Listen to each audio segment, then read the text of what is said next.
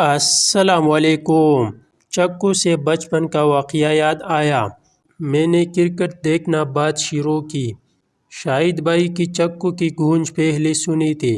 اس وقت مجھے لگتا تھا جو بھی چکا مارتا ہے اس کو شاہد افریدی بولتے ہیں۔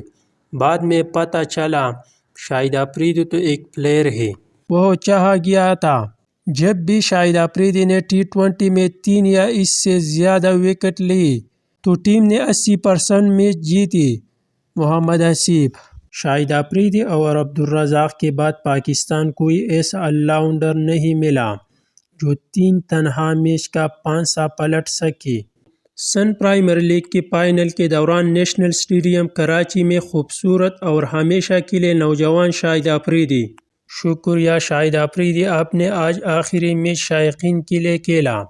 انہوں نے سن پریمیئر لیگ میں 32 گیندوں پر 4 چوکے اور 4 چھکے لگا کر 50 مکمل کی اور آؤٹ ہو گئی۔